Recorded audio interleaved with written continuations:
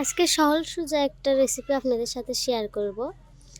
সেটা বাসায় যদি ধনিয়ার পাতা থাকে এটা দিয়ে সুন্দর একটা রেসিপি বানিয়ে নিতে পারবেন। গরম ভাতের সাথে কিন্তু খেতে দারুণ মজা। তার জন্য আমার লাগবে 1 মুঠো ধনিয়ার পাতা, তারপরে আমি পেস্ট নেব 3টা, কিছু কাঁচামরিচ, 2টা আলু, আলুটা বেশি দেব না আমি, রসুন, এটা আমি ভালো করে কুটে নেব। সব কিছু আমার কুটা শেষ। এই যে আমি কাঁচামরিচ, পেঁয়াজ, রসুন, আলু আর ধনিয়ার পাতা নিছি। এগুলো কিন্তু ভালো করে ধুয়ে নিতে হবে, কিন্তু সবসময় মনে রাখবেন এখানে মানে যতটা রসুন আর যতটা পেঁয়াজ অ্যাড করতে পারবেন এই ভর্তাটা ততটাই স্বাদ হবে। আমি সব ধুয়ে নেব।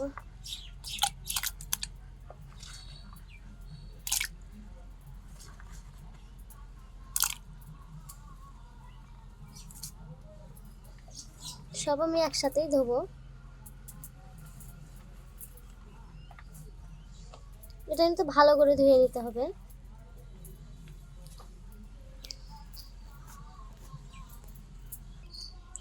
এই রান্নাটার টেস্ট বাড়ানোর জন্য একটা বিশেষ টিপস আপনাদের খেয়াল করতে হবে।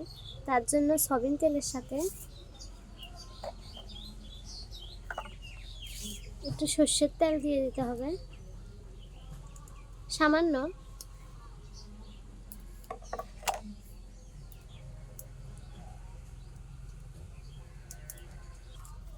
তেলটা যখন হালকা গরম হয়ে আসবে তখনই আমি এই ইয়েগুলো দিয়ে দেব।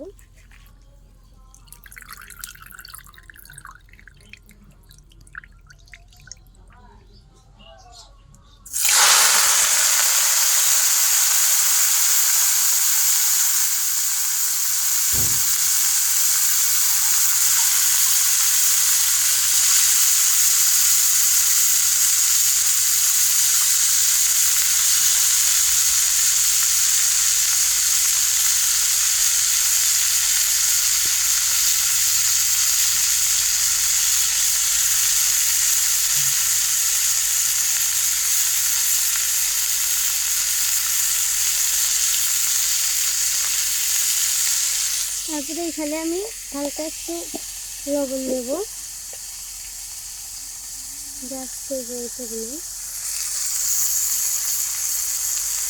কিন্তু এখানে কোনো হলুদ ব্যবহার করব না।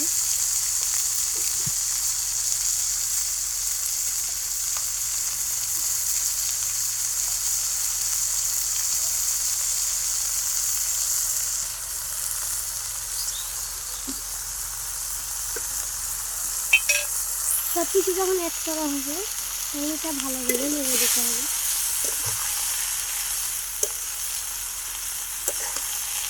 এখানে কোনো পানি অ্যাড করা যাবে না, কারণ পানি এখানে এমনি এমনি উঠবে। এই যে দেখেন দেওয়ার সাথে কত পানি উঠছে।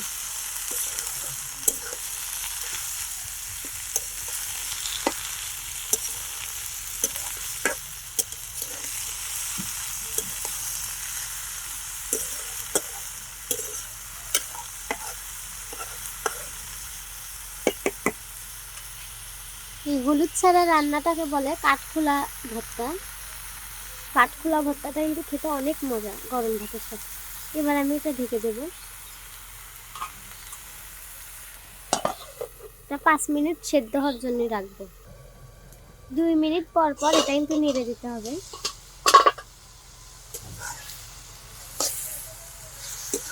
আবারও বলছি এখানে কিন্তু কোনো হলুদ ব্যবহার করা যাবে না, তাহলে স্বাদটা চেঞ্জ হয়ে যাবে।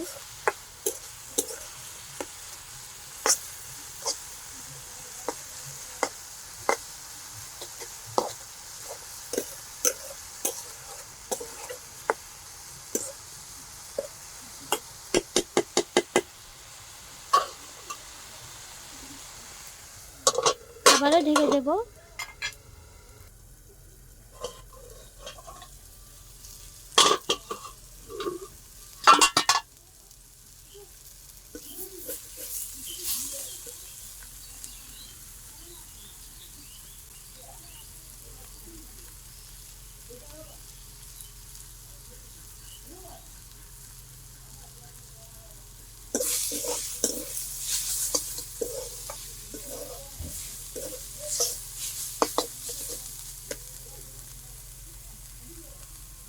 ভর্তাটা কিন্তু হয়ে গেছে আমার।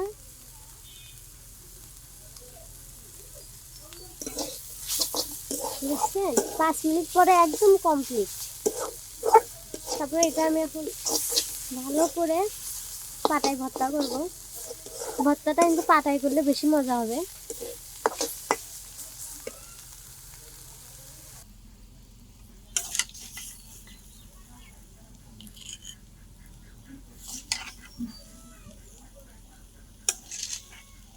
এটা এখন পিষে নেব আমি।